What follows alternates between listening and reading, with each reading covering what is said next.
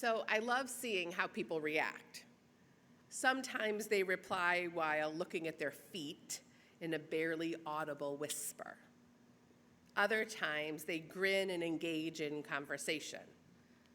And sometimes they just look away and don't say anything at all.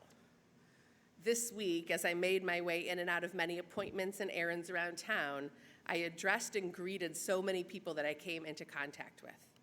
I spoke to someone passing through the doorway at the same time I was, another person walking towards me and passing in the hallway, and lots of people in elevators. My greeting wasn't profound or unique, a simple, hello, good morning, how are you today? And it was interesting to see how people reacted. In general, most people were lovely and gracious. Some were clearly uncomfortable that a stranger was speaking to them. And then there were those who were very friendly and outgoing and wanted to engage in a whole conversation. Every once in a while, I feel inspired to launch my talk to as many random people as you can experiment. The first time I did this was following a meeting with author Ron Wolfson when he came to speak to members of our congregation about the spirituality of welcoming. It was many, many years ago now. He was warm and engaging in practice and in message, and his presentation was compelling and even exciting. Ever since that presentation, I often find myself going back to the question of what it means to be welcoming and how best to be welcoming. Now, Ron's message is, of course, not limited to religious institutions or workplaces in general, but really the idea of being welcoming, of greeting others, and it's universal, and it applies to each and every one of us. And the emergence of this spirituality of welcoming can be attributed to the Bible, indeed, to this Shabbat's Torah portion. In Genesis chapter 18, we read, Abraham is sitting at the entrance of his tent on a warm day, recovering from his recent self-circumcision. As he looks up, he sees 3 men standing near him, and he runs to greet them. As the encounter continues, Abraham and his wife Sarah are the most gracious hosts. They offer choice meats and homemade cakes, none of those store-bought baked goods would do for their guests. After preparing the best and tastiest victuals, Abraham cares for their physical needs, bathing their tired feet and giving them a shaded and comfortable resting spot, probably the best seat in the tent. You should know that this description of hospitality is without question the foundation of and model of Jewish hospitality. And to go to the next text for what it means then to welcome the stranger. Yes, you heard me. We are supposed to welcome the stranger. In the scary modern world where most of us grew up being told not to speak to strangers, and we taught our children and grandchildren about stranger danger, here the Torah teaches us not simply to speak to the stranger, but to actively welcome the stranger into our midst. Our ancient text illustrates the need to even go out of our way to make the stranger comfortable. Imagine it for a moment. You may be thinking, well, our world is just so different now. We can't trust people like we used to. There's so much more violence and crime. Within the historical context of the Torah, the threat of strangers and their potential ill intentions were real, and it was significant. So the tendency to underestimate the display of hospitality that Abraham and Sarah shows the strangers is simply not justified. We know that when hosting friends and families at a party for a celebration, let's say a bar mitzvah, we're to be gracious, right?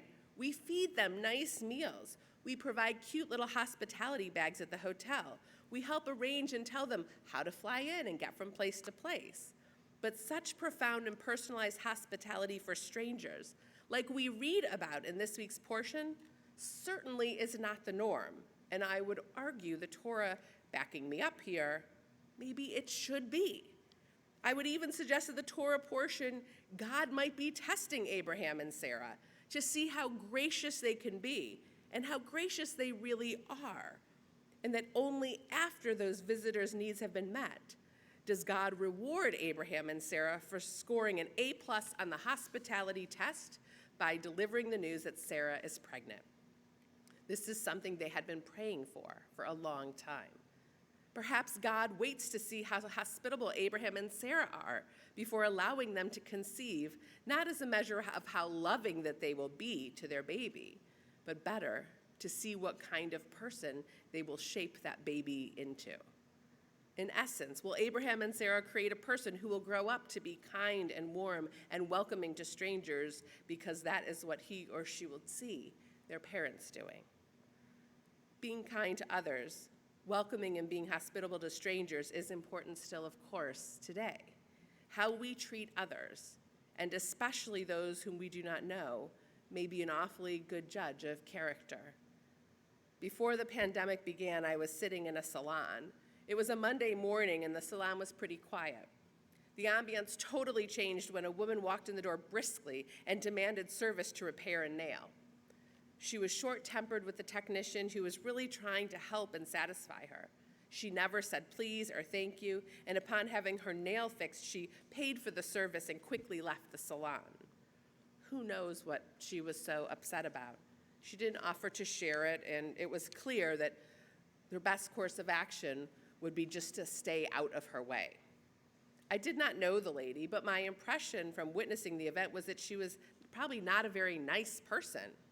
I felt sad for her, as she seemed pretty miserable, or at least the way she was acting towards others was miserable. And truthfully, the way she acted changed the relaxing, peaceful ambiance of the salon for everybody. From the time she arrived until well after she left, it was stressful. Contrast this to people we know who show kindness to others. My bubby was the sweetest lady in the world. She was incredible, so much so that we named our daughter after her. She was sweet to the waiters and waitresses who served her in restaurants, always asking their name and wanting to know a little bit about them. She was kind to the receptionists at the doctor's office, calling them dear and mamala. She was loving with the car wash attendants who spritzed and wiped the inside and outside of her car, and to the bank teller, and even to the police officer who pulled her over while I was sitting in the car one time. She was sweet and kind to everyone, and her kindness was contagious.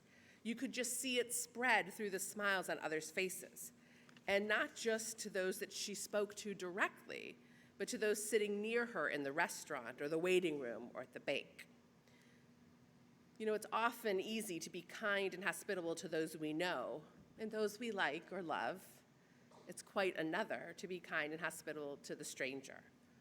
Consider the person who has a bumper sticker that suggests they may vote differently than you do. When we see them as we are entering the store, the Torah might suggest that we greet them with kindness, even going out of our way to do so. And while this may or may not matter to them, it has the potential to change us, to help us become kinder and warmer and softer. Tonight is our reminder. We are called upon to be God's welcoming committee, welcoming one another to a kinder, more hospitable world, person by person.